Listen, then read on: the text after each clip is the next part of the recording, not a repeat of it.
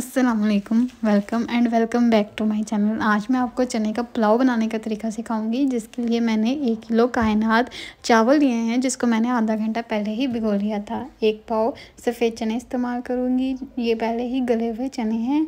और गरम मसाला इस्तेमाल करूंगी। इसमें 1 तेज़पत्ता, 1 बड़ी इलायची, 1 बादियान का फूल, 5 से 6 काली मिर्चें, 1 खाने का चम्मच ज़ीरा और 1 अदद दालचीनी का टुकड़ा है। 1 अदद टमाटर इस्तेमाल करूँगी। 3 हरी मिर्चें, इसको पहले ही मैंने दरमियान से काट लिया है। 1 अदद कनौर क्यूब इस्तेमाल करूँगी और 2 खाने के चम्मच अदरक लहसुन का पेस्ट, 2 अदद प्याज और आधा गिलास पानी। ये चनों में से ही बचा हुआ पानी है।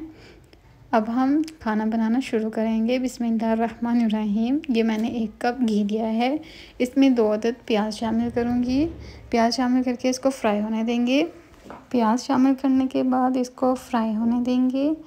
बर्तनों को हमेशा साफ़ किया करें, इसमें कोई शर्म की बात नहीं है। प्याज फ्राई हो चुका है। अब इसमें से आधा प्याज मैं निकाल लूँगी, जो हम दम में इस्तेमाल करेंगे। प्याज ब्राउन होने के बाद इसमें अदरक लहसुन का पेस्ट शामिल कर रही हूँ। अदरक लहसुन को हमेशा घी के साथ ही फ्राई किया करें, मसाले में ना डाला करें, वरना इसकी कच्ची सी खुशबू आती है। अदरक लहसुन ब्राउन हो जाए तो फिर हम इसमें गरम मसाला शामिल करेंगे। अदरक लहसुन ब्राउन हो चुका है। अब हम इसमें गरम मसाला शामिल कर रहे हैं। गरम मसाले को तब तक फ्राई करेंगे कि मसाला करकरा जाए, इससे बहुत अच्छी खुशबू आती है। आप भी इसको घी में ही इस्तेमाल किया करें। अब इसमें मैं डालूँगी आधा कप पानी और 1 अदद टमाटर। पानी में इसलिए शामिल कर रही हूँ ताकि मसाले का टेम्परेचर थोड़ा सा कम हो जाए।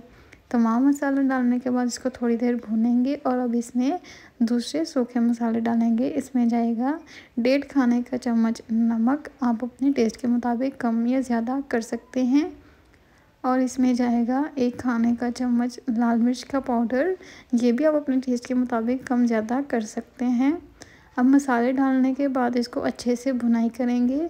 मसाले को हमेशा 5 से 6 मिनट लाजमी भुना करें, इसी से इसमें टेस्ट पैदा होता है। मसाला तकरीबन भुन चुका है। अब हम इसमें चने शामिल करेंगे। ये मैंने 1 पाव चने लिए हैं।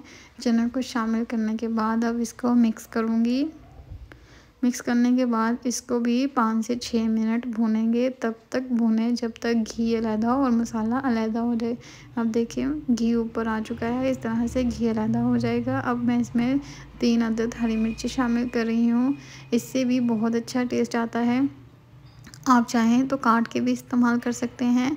थोड़ी देर भूनने के बाद अब मैं इसमें कनौर क्यूब शामिल कर रही हूँ। कनौर क्यूब को मैंने पहले ही आधा कप पानी में भिगो के रख दिया था। कनौर क्यूब से बहुत अच्छा टेस्ट पैदा होता है। अगर आप गोश्त वगैरह नहीं डालना चाहते तो कनौर क्यूब लाजमी इस्तेमाल किया करें, इसका बहुत अच्छा टेस्ट आता है। अब मैं इसमें 4 गिलास पानी इस्तेमाल करूँगी। 4 गिलास का मतलब है कि मैंने 2 लीटर पानी इस्तेमाल किया है। अगर आपको गिलास का हिसाब नहीं है तो आप लीटर का हिसाब रख सकते हैं। पानी में बॉयल आ चुका है, पानी पकना शुरू हो गया है, इसलिए अब मैं इसमें चावल इस्तेमाल कर रही हूँ।